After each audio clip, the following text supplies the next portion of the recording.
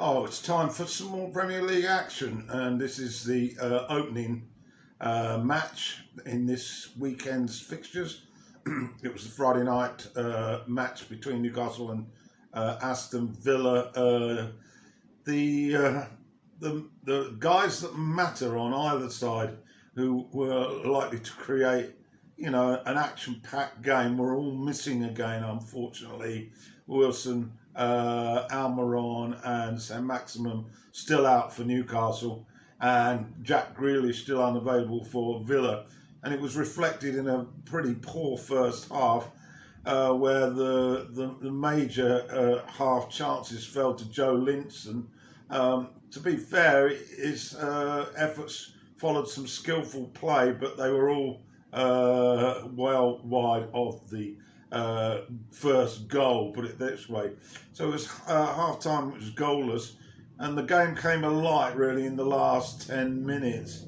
And Murphy created some space on 81 minutes in the box, and he hit the bar. And then Watkins had a drive 3 minutes later for Villa. And then on 85 minutes, Watkins again got his head to a ball. It was around about near his shoulders, but he dived and headed it, and it was wickedly deflected past Dubravka for the opening goal for Villa. So they were 1-0 up, and it looked like Newcastle were going to fall really unluckily to another defeat. But in the last seconds of added time, Lascelles headed in a cross to level the matters, and they managed to get out of it with a draw. So the final score at St James Park was Newcastle 1, Aston Villa 1. For Saturday's roundup of the Premier League, and the early kickoff was at Ellen Road, Leeds at home to Chelsea.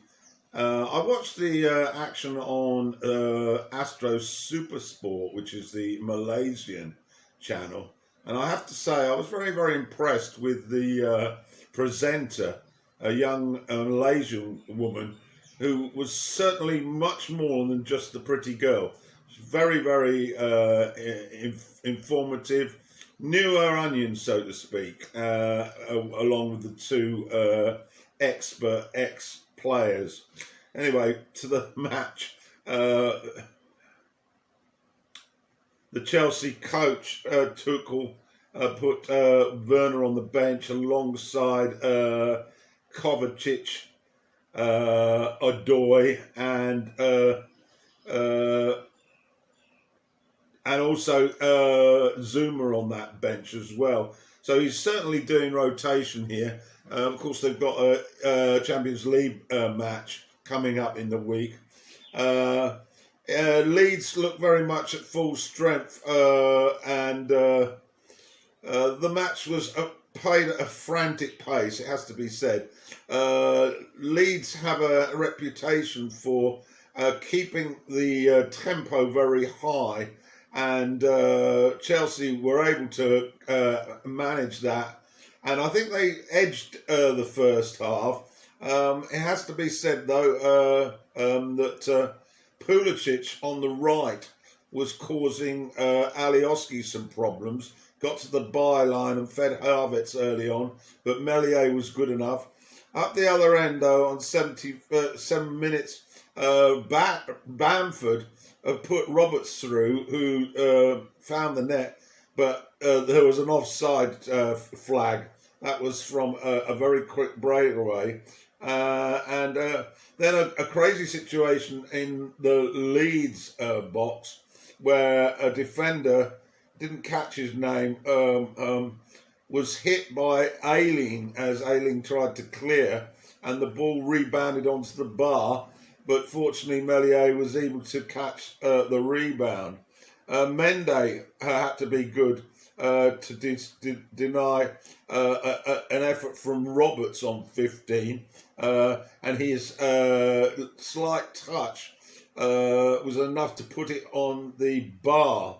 And 27 minutes, in dreadful weather, it has to be said, a rampaging run from the Chelsea player Kanté, who to me still looks one of the best defensive midfielders around, and his effort went wide, but it was certainly impressive. Then Bamford went off injured, which was a setback for Leeds. Ziyech had been improving, and in added time he fed Havertz, but again Meslier was able to deal with the threat. So we reached the break and it was goalless. Chelsea haven't edged that first half, but Leeds definitely in the match. The second half, it was very much more of the same, really. Half chances for Chelsea, the occasional break from Leeds. Trying to look for the best of the action. Havertz looked quite sharp in the box, but again, the young Leeds keeper, I thought, had a very solid game. And it has to be said that we were waiting for a goal rush, and we didn't get anything near a goal. Poor finishing, really, at both ends, to be perfectly honest.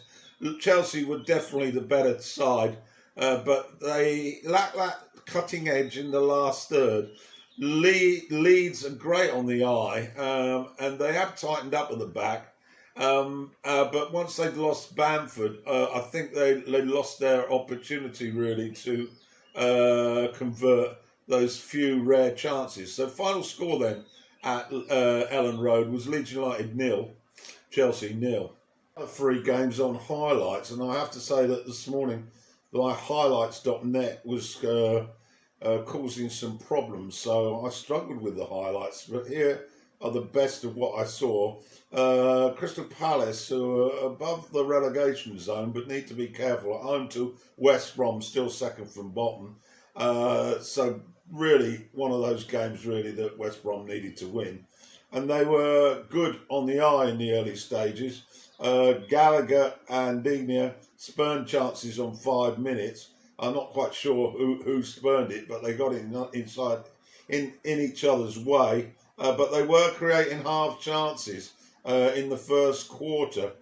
Then Palace on 33 minutes, a Milosevic shot from 30 yards was tipped over by Johnson. And then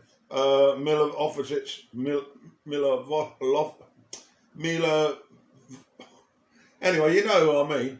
Milosevic, that's it.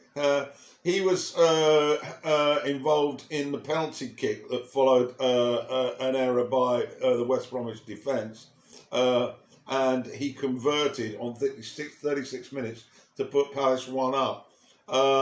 43 minutes, Diang, he was brought down in the box, but an offside was given, so no penalty. 1-0 at the break for Palace. Second half, really, West Brom continued to have the better of things, but Palace had the sort of better chances. Benteke forced a good save from Johnson, tipping a sock just into that second half.